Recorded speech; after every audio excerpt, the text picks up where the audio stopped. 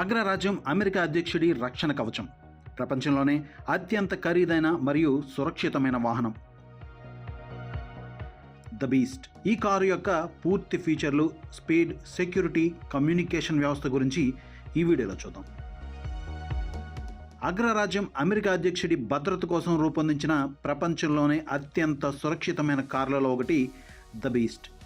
బయటకు చూస్తే ఇది ఒక లగ్జరీ కాడిలాక్ లిమోసిస్లా కనిపిస్తుంది, కానీ వాస్తవానికి ఇది చక్రాలపై కదిలే ఓ భారీ రక్షణ కోట. అమెరికా అధ్యక్షుడు డొనాల్డ్ ట్రంప్ అధికారిక పర్యటనలో ఉపయోగించే ఈ వాహనాన్ని కాడిలాక్ వన్ అని పిలుస్తారు. అయితే దాని భీకరమైన భద్రతా వ్యవస్థల కారణంగా ప్రపంచం మొత్తం దీనిని ద బీస్ట్ అని గుర్తిస్తుంది. దాదాపు $1.5 మిలియన్ విలువైన ఈ వాహనం నిర్మాణంలో ఒక లక్ష్యం మాత్రమే ఉంటుంది: అధ్యక్షుడి ప్రాణాలకు ఎలాంటి ప్రమాదం జరగకుండా కాపాడడం. ఈ కారును సాధారణ కార్లతో పోల్చడం అసాధ్యం, ఎందుకంటే దీని బాడీ నిర్మాణం యుద్ధ ట్యాంక్ స్థాయి రక్షణతో రూపొందించబడింది. స్టీల్, టైటానియం, అల్యూమినియం, సిరామిక్ వంటి అత్యంత బలమైన పదార్థాల మిశ్రమంతో తయారైన భారీ ఆర్మర్ ఈ కారును పూర్తిగా కప్పి ఉంచుతుంది. దాదాపు 8 అంగుళాల మందంతో ఉండే ఈ రక్షణ కవచం రాకెట్ దాడులు, బాంబు పేలుళ్ళు, భారీ తుపాకీ కాల్పులను కూడా తట్టుకునేలా రూపొందించబడిందని చెప్తారు. కారు కింద భాగంలో ప్రత్యేక స్టీల్ ప్లేట్లు అమర్చడం వల్ల రోడ్డు కింద పేలే బాంబుల ప్రభావం కూడా లోపలికి చేరదు. ఈ కారు తలుపుల బరువు ఒక కమర్షియల్ విమానం తలుపుల బరువుతో సమానమని నిపుణులు చెబుతుంటారు. ద బీస్ట్ కిటికీలు కూడా సాధారణ గాజు కాదు. బుల్లెట్ ప్రూఫ్ పాలీకార్బోనేట్ మరియు గ్లాస్ పొరలతో తయారైన ఈ విండోలు అత్యంత శక్తివంతమైన తుపాకీ కాల్పులను కూడా తట్టుకోగలవు. డ్రైవర్ వైపు ఉన్న చిన్న భాగం తప్ప మిగతా అన్ని కిటికీలు పూర్తిగా మూసివేయబడి ఉంటాయి. ఒకవేళ బయట రసాయనిక లేదా జీవాయుధ దాడి జరిగినా కారు లోపల ఉన్న ప్రత్యేక ఎయిర్ ఫిల్టరేషన్ వ్యవస్థ వెంటనే పనిచేస్తుంది. విషవాయువులు లోపలికి రాకుండా క్యాబిన్ను పూర్తిగా సీల్ చేసి ప్రత్యేక ఆక్సిజన్ ట్యాంకుల ద్వారా గాలిని సరఫరా చేసే వ్యవస్థ ఇందులో ఉంటుంది. ఈ కారు టైర్లు కూడా అసాధారణమైనవే.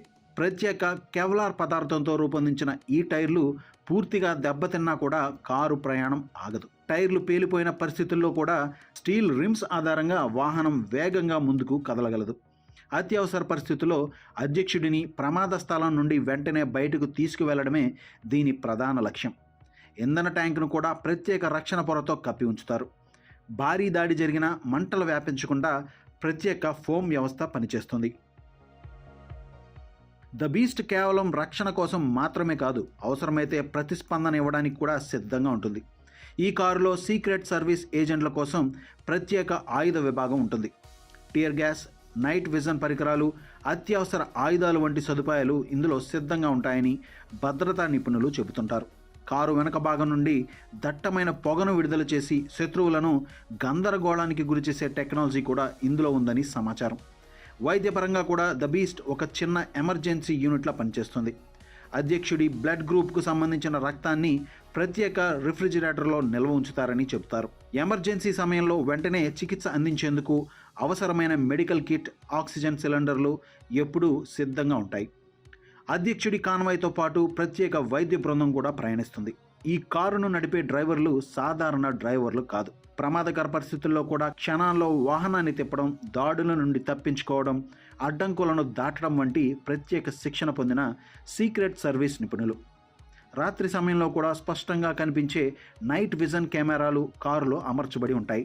ప్రెసిడెన్షియల్ కాన్వాయ్లో మరో ఆసక్తికరమైన అంశం డీకాయ్ స్ట్రాటజీ. ఒకేసారి 2 ఒకేలా కనిపించే ద బీస్ట్ కార్లు ప్రయాణిస్తాయి. ఏ కారులో అధ్యక్షుడు ఉన్నారో బయట వారికి అర్థం కాకుండా ఈ వ్యూహాన్ని అమలు చేస్తారు. మార్గం మధ్యలో కార్ల స్థానాలు కూడా మార్చుతూ ఉంటారు. కమ్యూనికేషన్ విషయానికి వస్తే ద బీస్ట్ ఒక మొబైల్ కమాండ్ సెంటర్లా పనిచేస్తుంది. అధ్యక్షుడు ప్రపంచంలో ఎక్కడ ఉన్నా వైట్ హౌస్ లేదా పెంటగాన్తో నేరుగా సురక్షితంగా మాట్లాడగలరు.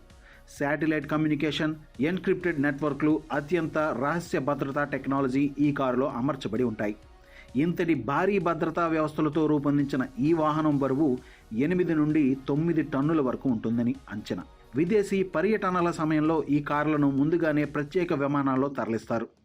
ద బీస్ట్ కేవలం ఒక అధ్యక్షుడి కారు మాత్రమే కాదు, అమెరికా భద్రతా వ్యవస్థ ఎంత అధునాతనంగా ఉందో చూపించే చిన్న ఉదాహరణ.